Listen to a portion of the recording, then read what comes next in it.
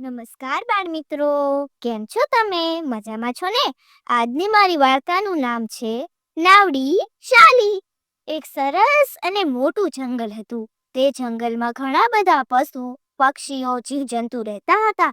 તેમાંથી 5 પાક્કા ભાઈબંધો હતા: કીડી, ભમરો, પિલ્લું, ઉંદર અને દેડકો.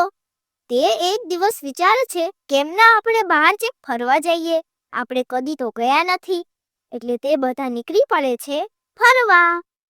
ભમરો ઉડતો ઉડતો આવતો હતો, કેમ કે તે ઉડી શકે, અને દેડકો કૂદતો કૂદતો આવતો હતો, એટલે તે કૂદી શકે. ઉંદર, પિલ્લું અને કીડી તે તો ચાલતા ચાલતા આવતા હતા, કેમ કે તે ચાલી શકે. જ્યારે તે ફરવા નીકળ્યા, ત્યાં તો મોટું સુંદર સરોવર હતું.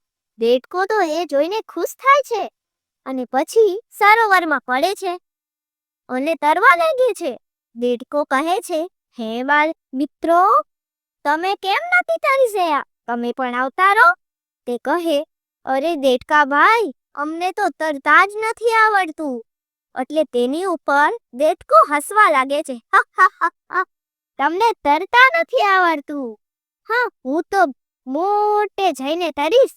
તમે અહીંયા જ ઊભા રહેજો. હા, મૂર્ખ અહીંના, તમને તો હજી તરતા નથી આવડતું. એટલે તે બધા હિંમત હારે એવા નતા. બધા વિચારે છે, આપણને તરતા તો નથી આવડતું, પણ બનાવતા આવડે છે. ચાલો ને આપણે નાવડી બનાવીએ. તે બધા એવો વિચાર કરી ચારે બાળ મિત્રો રહ્યા. તે આખા સરોવરે જાય છે.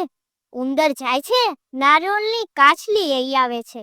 પિલ્લું જાય છે, સરસ મજાનું નાનું એવું પાંદડું લઈ આવે છે. કીડી જાય છે, તે સરસ મજાની પાતળી લાકડી લઈ આવે છે. ભમરો જાય છે, ત્યાંથી સરસ લાંબો દોરો લઈ આવે છે. એટલે બધા જ ભેગા મળે છે. પછી તો ઉંદર ભાઈ કાચલી નીચે બાખું પાડે છે.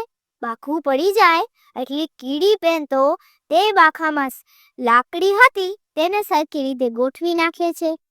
પિલ્લું પાંદડું લાયો હતો, એટલે પિલ્લુએ ત્યાં જે પાંદડું હતું તે ત્યાં મેલી દે છે. અને ભમરો ઉંદર દોરડું લાયો હતો, એટલે તેને બાંધી દે છે. આખી નાવડી તૈયાર થઈ જાય છે. અને પછી તે કહે છે, વાહ, આપણી નાવડી તો બની ગઈ. ચાલો હવે તને તલાવે લઈ જઈએ, અને પછી આપણે પણ તરશું. બધાએ નાવડીને તળાવના કિનારે ધક્કો માર્યો, અને પછી બધા તેમાં બેસી ગયા.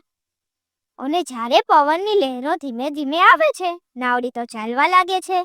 એટલે તે તો બધા ખુશ થાય છે. યે નાવડી ચાલી, યે નાવડી ચાલી. એટલે જ્યારે તે વાત ઉંદરને ખબર પડે છે કે વાહ, હવે તો આપણી નાવડી તૈયાર થઈ ગઈ. હવે દેડકાભાઈ આપણે પાછળ જ રહેશે. જ્યારે દેડકાભાઈ માથું કાઢીને જોવે છે, તે બધા તો ત્યાં નતા.